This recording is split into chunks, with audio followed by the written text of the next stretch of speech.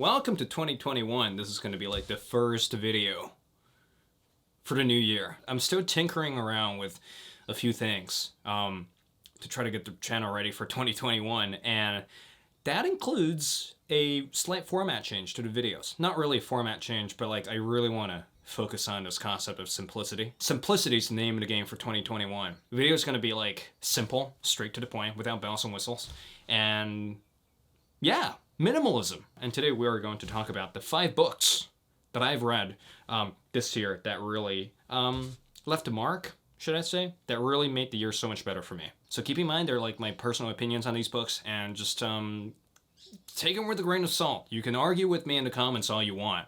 You know, this book shouldn't really be on the list, and why did you enjoy that book, and yada yada yada. If one of these books happen to capture your fancy, be sure to buy them for yourself. If you missed the entire Christmas wagon to get yourself some new books, it's not too late. It's never too late to buy books. First book on my list is How to Read a Book by Mortimer Adler, which is just like a beginner's guide to reading, really. We all know a lot of people, they're really good at reading books, but like when you actually ask them, you know, what the hell did you read?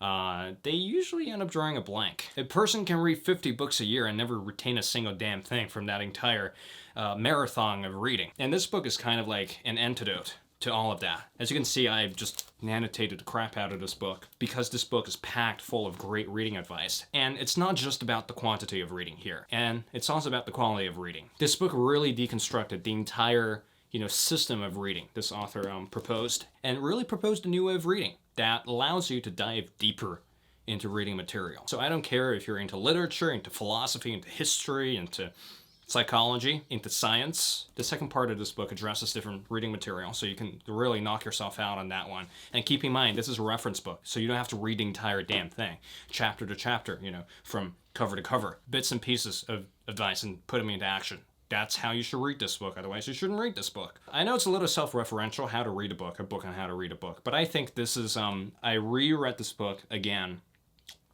in March, and it did a complete 180. I read this one for the first time 2 years ago and didn't really get much out of it, but like this time, throughout the reread, it's just like light bulbs turning on in my head all over again. So check that one out if you want to read better, if you want to be a better reader, and all that kind of good stuff. The second book on my list, which came as a bit of a surprise because it was actually listed as one of the required reading for my university course. You know, people just typically skip those books, or they read like a chapter or two just so they can put up with the exams and whatnot. I actually really enjoyed this one. It's The City and the City, and it's kind of like this sci-fi dystopian about a twin city. So I'm not the biggest fan of the plot. I'm not the biggest fan of like how the story unfolded. It's your typical detective fiction, and like the motivations of the characters were a little wonky. So when I was reading the book, I wasn't exactly sure who's doing what, and things just kind of happened. The world building in this book is simply incredible. So let me give you like a 2-second rundown of how this society is structured. So 2 cities exist alongside one another, and like between these 2 cities, there's like this invisible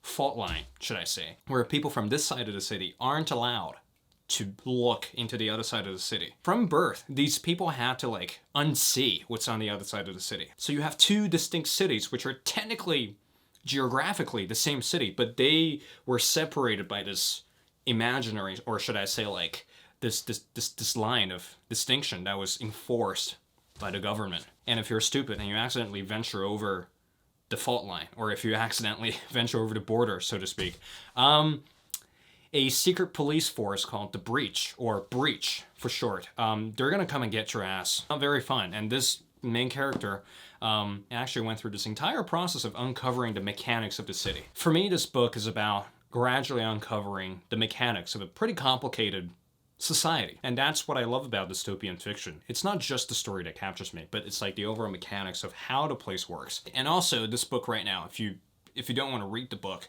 you can watch the BBC TV series, which, mind you, it's a pile of crap. Just read the book. I'm so glad I've read the book before I laid my hands on that hideous BBC TV series. But if you're interested in some dystopian, sci-fi, whatever, give this one a go. It's worth it. And next one, Cliff, I'm talking to you from Better Than Food. Hunter S. Thompson's Fear and Loathing in Las Vegas. And you're not being the guy from the peanut gallery here, Cliff. It's It's such a great book, I'm telling you. Fiction reading is this really weird thing where after you finish a piece of fictional work, you actually kind of turn into the main character in some way or another for a week or two. Good fiction really messes with your brain. And that's exactly what this one did to my brain. So just a 30-second recap. Hunter S. Thompson was the guy who invented gonzo journalism, which is like this really personal form of journalism where he actually threw himself into the action of the event that he was covering. And the result turned out to be a crackhead on acid driving through the deserts of Las Vegas in a convertible with an attorney which had no regards for the law. Words of caution. This book might prompt you to do a slew of crazy things. There's a way that this book creeps into your head which is kind of creepy. Be careful. If you have an addictive personality, this book might drive you to do all sorts of crazy things because and that's the power of literature for you. Essentially, if you want a crazy story, and if you have great self-control, and if you're not addicted to certain substances, and if you're not afraid of a crazy, wild adventure on paper, give this book a try. It's going to change your life for better or for worse. The next one on my list is David Sedaris' Calypso. And David Sedaris really caught me by surprise this year. I first started reading Sedaris' work after taking his masterclass, I think might have been back in September. His very unique approach to storytelling and his approach to the personal essay really blew me away. So after watching a masterclass, I went to the local bookstore and I grabbed a copy of his latest collection, The Best of Me. I have to say I'm not the biggest fan of like The Best of Me because it's just kind of like, it's organized in a very funny way where you can't really navigate your way through the entire collection that effectively. So that's why I ran around different bookstores and collected his individual essay collections. And this one ended up being my favorite. So Calypso is a collection full of hilarious stories, from learning how to curse in Romanian to feeding a tumor to a turtle. Sedaris has a gift for turning just like the ordinary things, the ordinary life, one's ordinary daily experiences into hilarious comedic gold. That if you want something to cheer you up, if you're a touch bit bummed out, because, you know, the world right now as it is, it's in a bit of a shit state. I highly recommend Calypso, but I also recommend all of his other collections, like Meet Talk Pretty One Day, Let's Explore Diabetes with Owls, Naked, you know, just read everything. Read everything by Sedaris. For me, reading Sedaris is just like pure pleasure. It's just pure comedy, and it's just like the best thing ever. And this is something that I'll talk about in future videos, which is his method of keeping a diary on a daily basis, which I've been doing for the past 2 months. Not in this video, but in a future video, I'll definitely talk about this entire thing with, you know, this concept of diary keeping and this concept of storytelling. The last book, which probably was my favorite book of the year, Stephen King's On Writing. Stephen King needs no introduction. He's like the grown-up version of Stein's Goosebumps. Not really. I grew up reading Goosebumps, but like, when I was a little younger, I couldn't handle Stephen King. But this one is basically a part memoir and part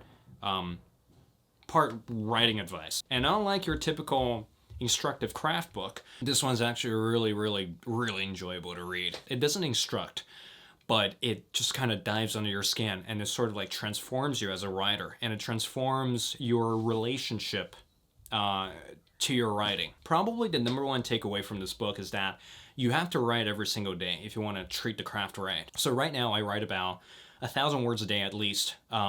You know, 500 words in the morning, 500 before I go to bed, you know, that entire diary keeping thing, which I will talk about in a future video. And that was partly inspired by what he talked about in this book. Towards the end of the book, he talked about his car accident and how that transformed the way that he worked. And to me, that's super touching to read because it's he literally gave writing his entire life. When you read this book, you're not exactly reading for the writing advice, or like, you know, some of the writing advice in this book, they're absolutely incredible, but you're also reading for this attitude, this admirable attitude that he has towards writing. That's what you're reading for if you want to read this book. So this is some of the highlights for the year. I'm really trying to diversify my reading going into 2021. So don't be surprised if weirder books make it onto the list for next year's 5 favorite books of the year. Nevertheless, I hope you guys are having a great day, staying healthy, and, you know, everything in between. And I will see you in the next video.